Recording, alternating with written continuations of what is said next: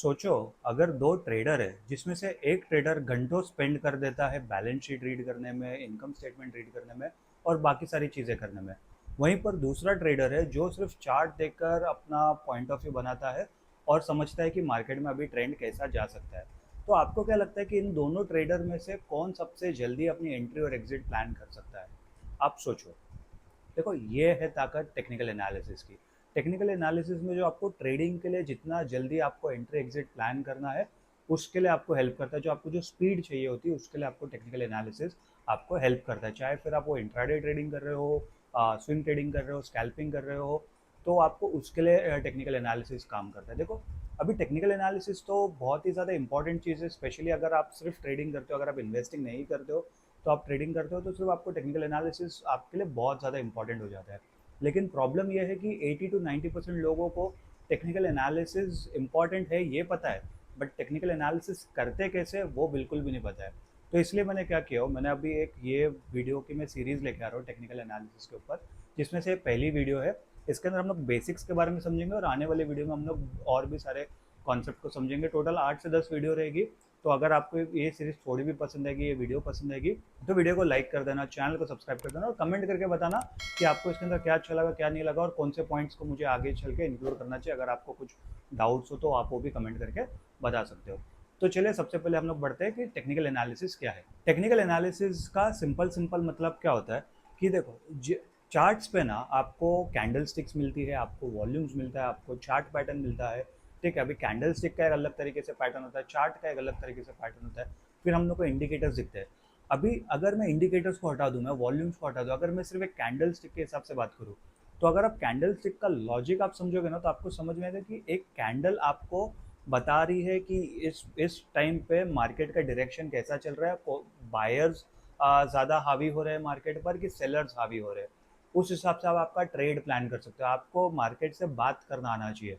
ठीक है, बात करना आना चाहिए। सिंपल सा मतलब ये है कि आप अगर चार्ट्स को देख रहे हो, आप सिर्फ कोई एक कैंडल नहीं देख रहे हो, आपको समझना चाहिए कि इसके पीछे का रीज़न क्या है कि ये कैंडल ऐसे क्यों बन रही है, यहाँ पर कोई सपोर्ट लेवल है, रेजिस्टेंस लेवल है। अगेन, ये सब इंपॉर्टेंट कॉन्सेप्ट है, डिमांड सप्लाई जोन, वो सब हम लोग आने वाले वीडियोस में समझेंगे। लेकिन देखो, टेक्निकल एनालिसिस में हम लोग को सिर्फ चार्ट देखकर समझना है कि प्राइस यहाँ से ऊपर जा सकता है या प्राइस यहाँ से नीचे जा सकता है। मैं एक काम करूंगा, मैं ना एक निफ्टी का चार्ट भी यहाँ पर प्लॉट कर दूंगा। ये अगस्त के आसपास का चार्ट है, पिछले साल के अगस्त का। आप यहाँ पर देखना कि कितने अच्छे तरीके से यहाँ पर एक बुलिश ट्रेंड यहाँ पर फॉर्म होता हुआ दिखा है।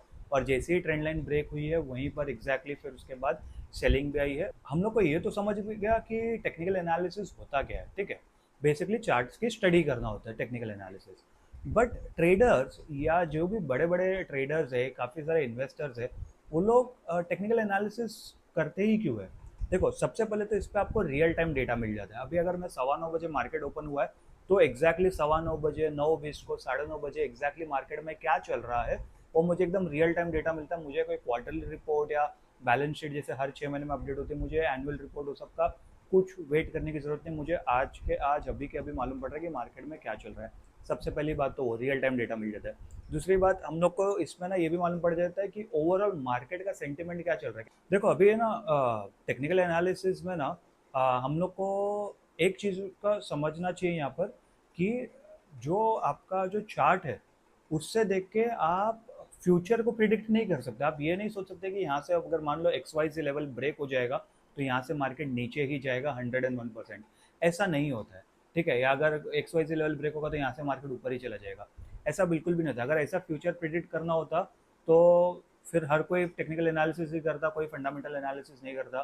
ठीक है, देखो इसके अंदर क्या हो जाता है, प्रोबेबिलिटीज वाला गेम हो जाता है। ये इसके अंदर ये नहीं कि आपको शॉर्ट शॉर्ट आपका जो भी आपने लेवल्स देखा है वो उतने अच्छे तरीके से काम करेगा ही करेगा। ठीक है, जब आप थोड़ा एक्सपीरियंस हो जाओगे, तो आपको चार्ट की समझ हो जाएगी, तब डेफिनेटली आपको ये हेल्प करेगा। मतलब आप फिर भी, आप मान लो आप 10 साल से भी ट्रेडिंग कर रहे हो या 15-20 साल से भी ट्रेडिंग कर रहे हो, तो भी आपके जो लेवल्स है, आपके एनालिसिस जो गलत होने की प्रोबेबिलिटी फिर भी है। कुछ दो तीन चीज़ें जिसके ऊपर हम लोग को ध्यान रखना चाहिए टेक्निकल एनालिसिस में। जैसे तो सबसे पहले एक बहुत ही फेमस चीज़ है जिसको हम लोग कहते हैं ट्रेंड इज योर फ्रेंड। ठीक है, ट्रेंड अगर ऊपर की तरफ है तो हम लोग को अपसाइड के ट्रेड के बारे में ज़्यादा सोचना चाहिए। अगर ट्रेंड नीचे की तरफ है यानी कि डाउन ट्रेंड है, तो हम लोग को सेलिंग के साइड के ट्रेड के बारे में ज़्यादा सोचना चाहिए।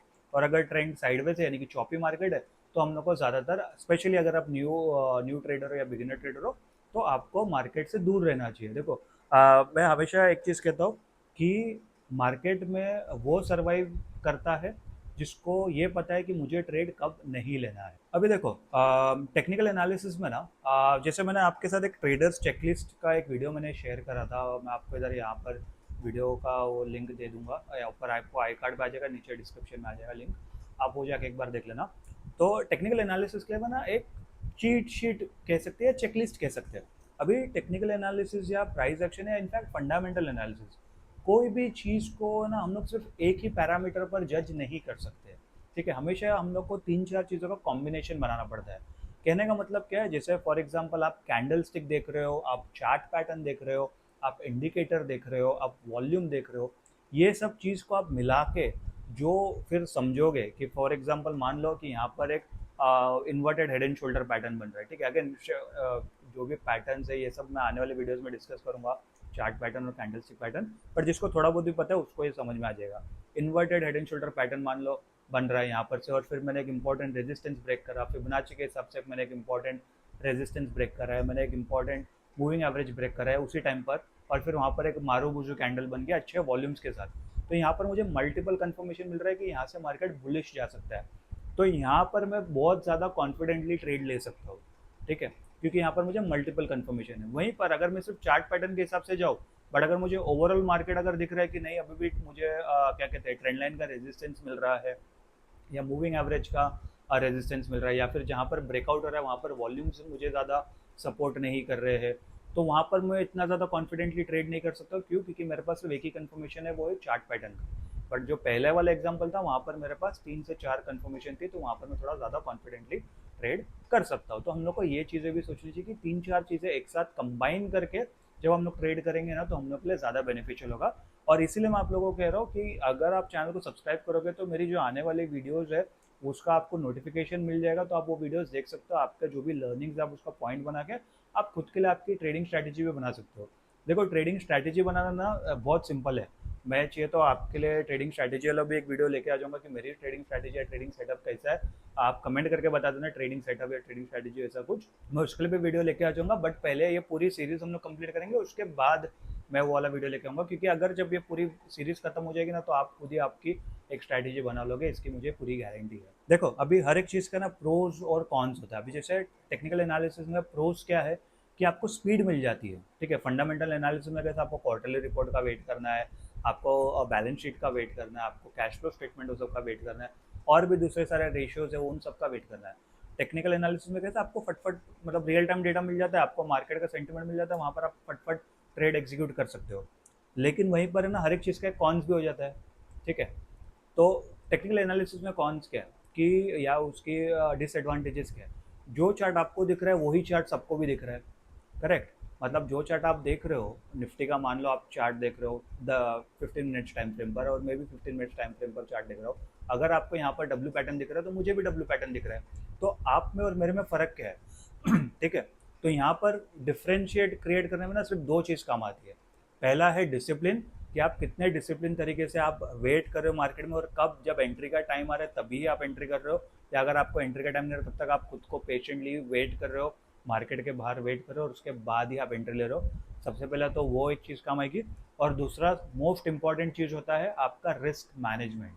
ठीक है, अभी है ना बहुत लोग क्या गलती करते हैं मालूम है क्या, या जो उनका पहला ट्रेड था ना, मान लो उनके अकाउंट में ट्रेडिंग अकाउंट में 10,000 रुपये, तो पहले ट्रेड से ही पूरा 10,000 रुपये रिस्क पे डाल देते हैं। देखो 10,000 रुपये रिस्क पे डालने का मतलब क्या है?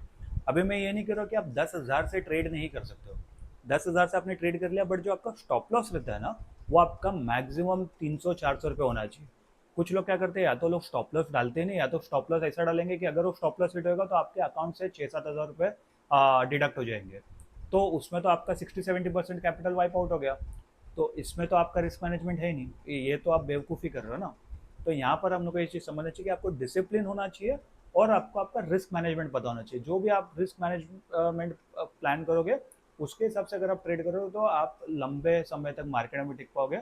और जितना लंबे समय तक आप मार्केट में टिक पाओगे उतना आपको समझेगा मार्केट में ट्रेड कैसे करते हैं, उतना आप अपनी गलतियों से सीखोगे, और ऑब्वियसली मेरे वीडियो से भी सीखोगे ही। उतना मार्केट में अपनी गलतियों से सीख के और उतना आप अपने आप को इम्प्रूव करोगे, और फिर इवेंचुअली आप प्रॉफिटेबल बनोगे।